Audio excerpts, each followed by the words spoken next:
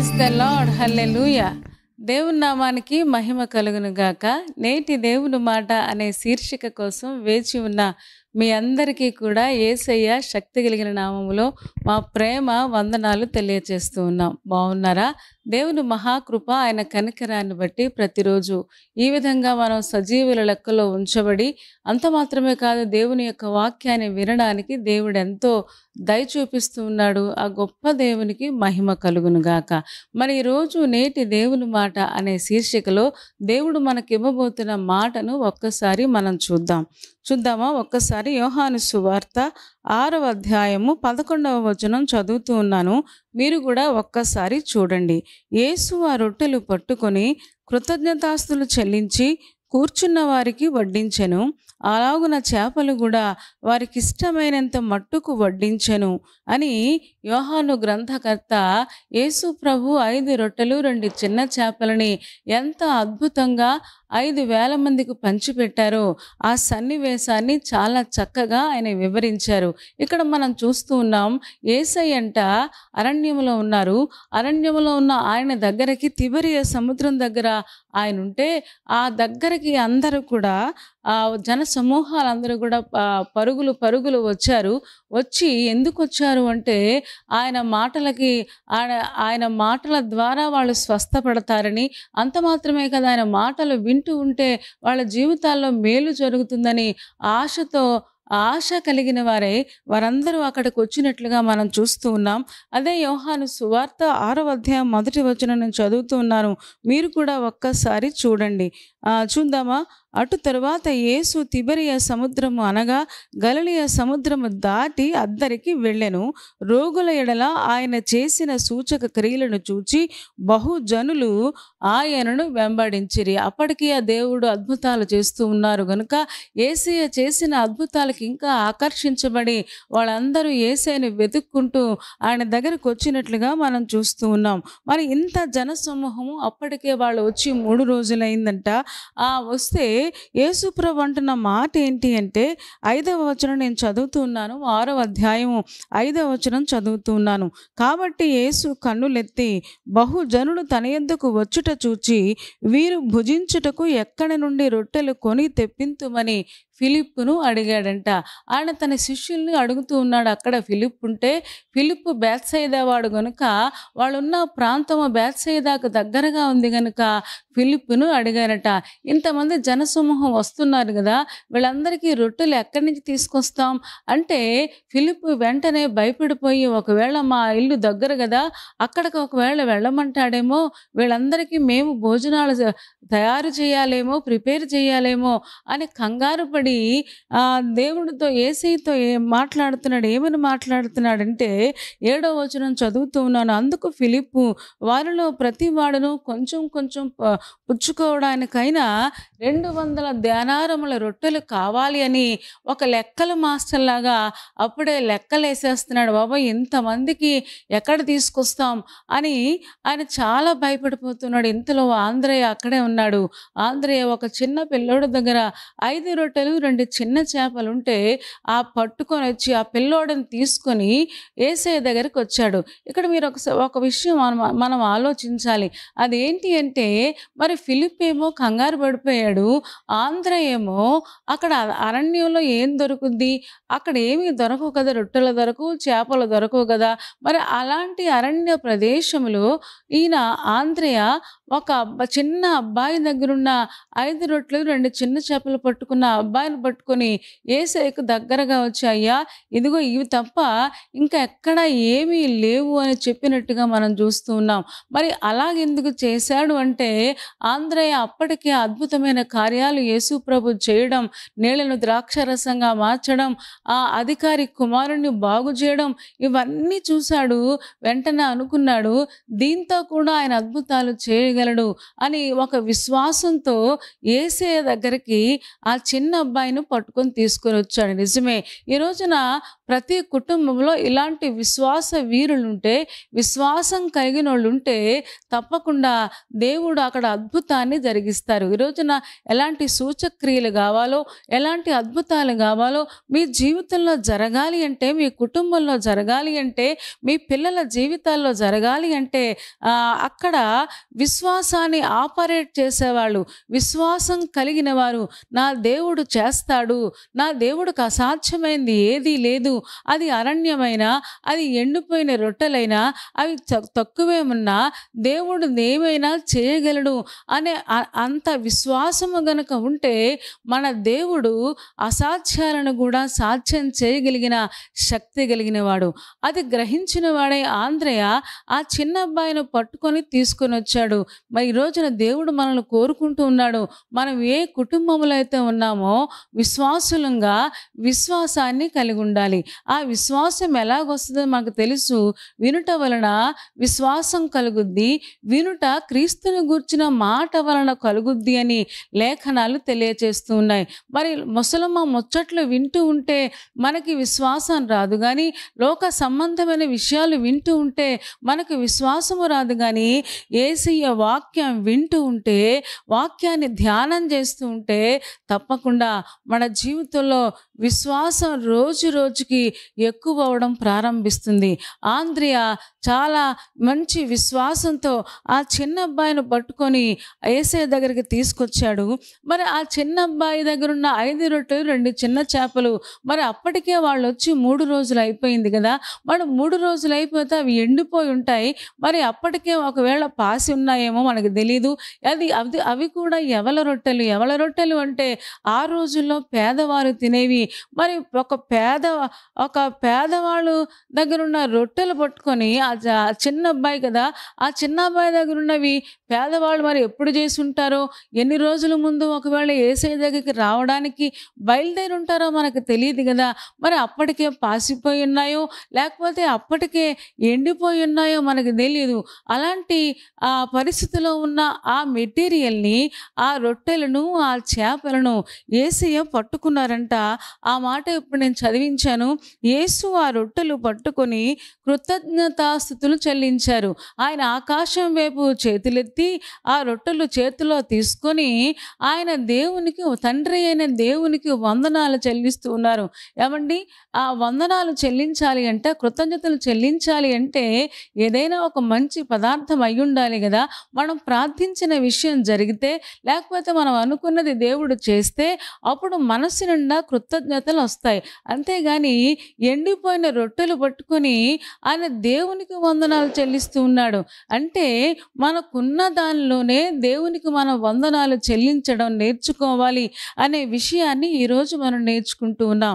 దేవుడు మనతో అదే చెప్తూ ఉన్నాడు.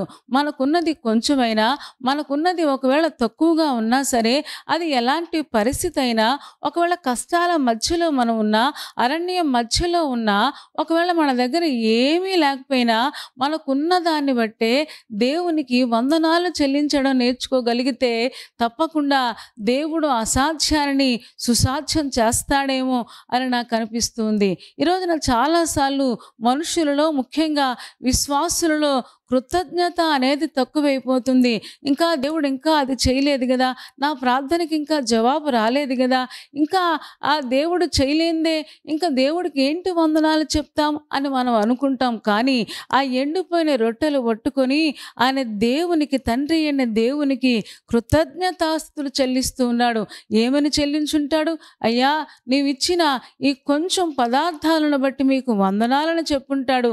ఇవి 5,000 మందికి, ఇక్కడ చాలా మంది ఉన్నారు, అందరికీ సరిపోయేటట్టుగా మీరు చేయగలరు అని ఆయన చేతులలో ఆశీర్వాదం ఉంది గనుక ఆయన తండ్రి అయిన దేవునికి వందనాలు చెల్లించి అద్భుతం జరిగించినట్లుగా మనం చూస్తున్నాం.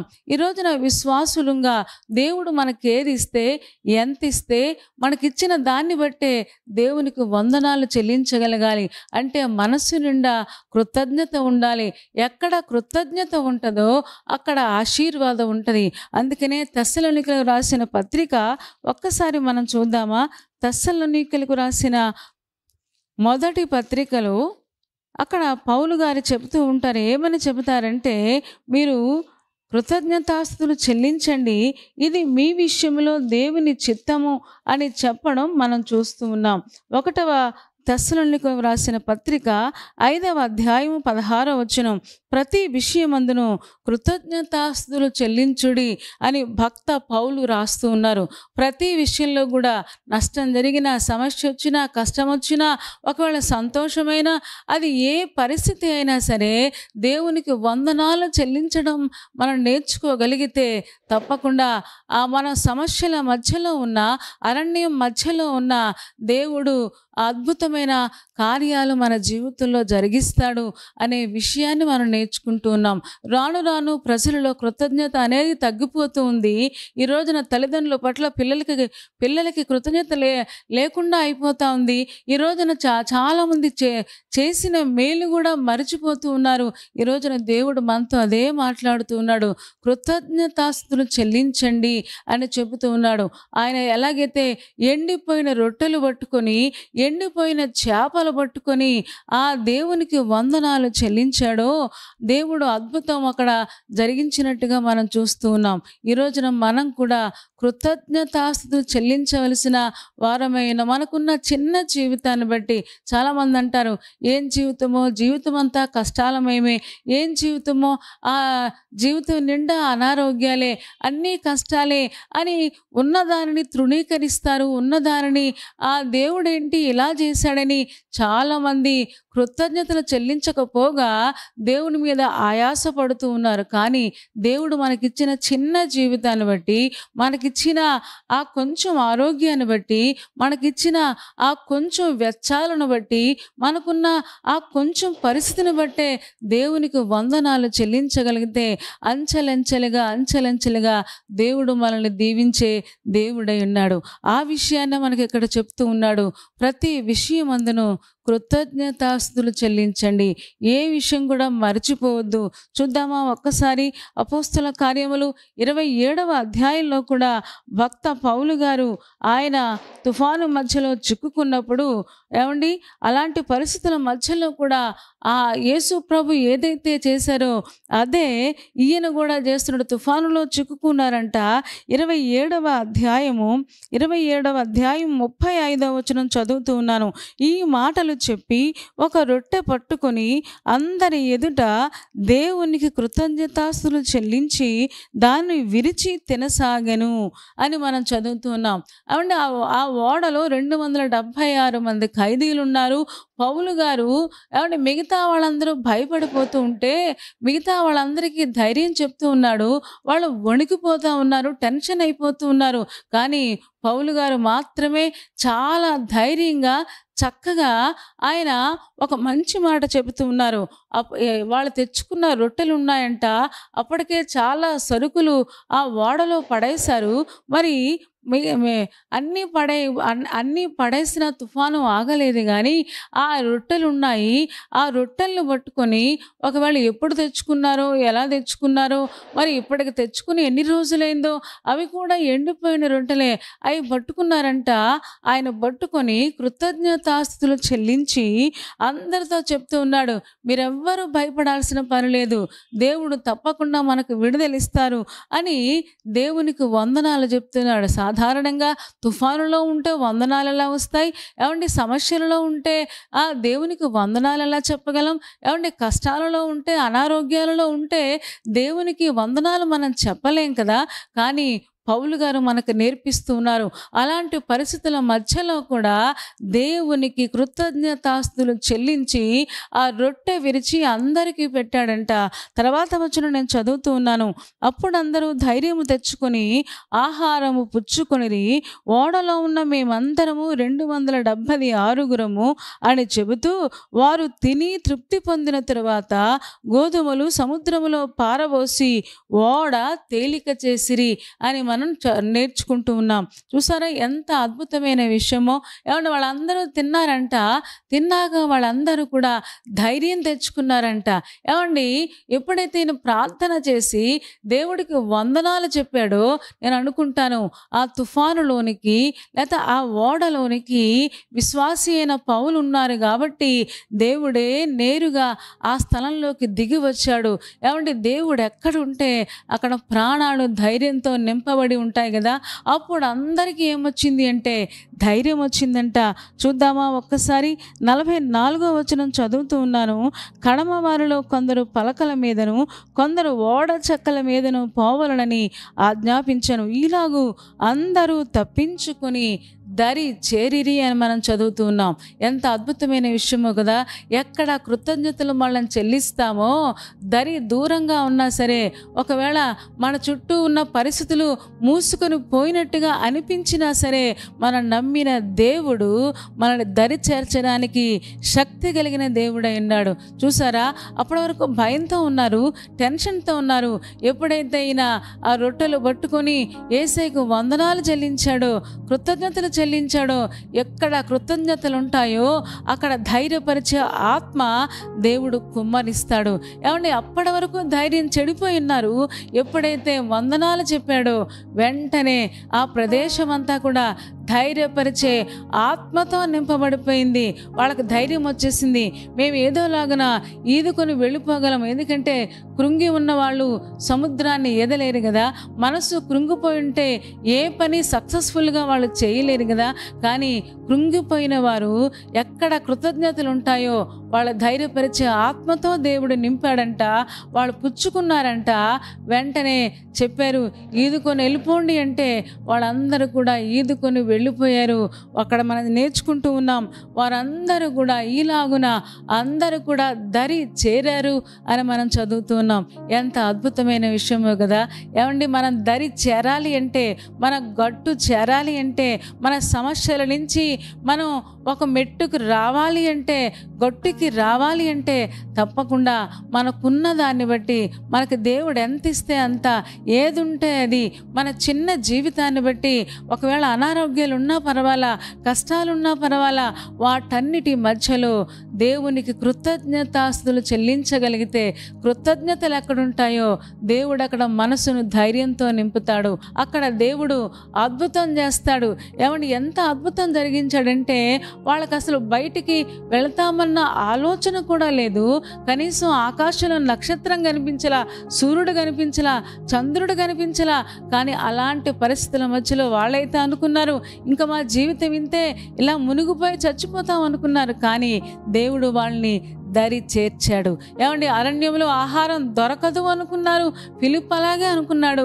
కానీ ఆంద్రేయ విశ్వాసం ద్వారా అక్కడికి ఆ చిన్న అబ్బాయిని తీసుకురావడం, ఆ ఎండిపోయిన రొట్టెలు పట్టుకొని ఆయన దేవుడికి వందనాలు చెప్పడం, వెంటనే అవి అందరికీ సరిపోనట్లుగా, అసాధ్యం సుసాధ్యమైనట్లుగా మనం చూస్తూ ఉన్నాం. ఈరోజున నీ జీవితంలో ఒక అసాధ్యమైన కార్యము జరగాలి అని మనం కోరుకుంటూ ఉంటే తప్పకుండా మనకున్న దాన్ని బట్టి దేవునికి వందనాలు చెల్లిద్దాం, దేవునికి స్తోత్రాలు చెల్లిద్దాం. దేవా ఈ కొంచెం ఆరోగ్యం ఇచ్చావు, ఈ కొంచెం మాకు ఇచ్చావు, చాలు నాయన, ఈ కొంచెం కూడా లేనోళ్ళు చాలామంది ఉన్నారని దేవునికి పట్ల కృతజ్ఞత కలిగి ఉంటే తప్పకుండా ఆ కొంచాన్నే దేవుడు దీవిస్తాడు.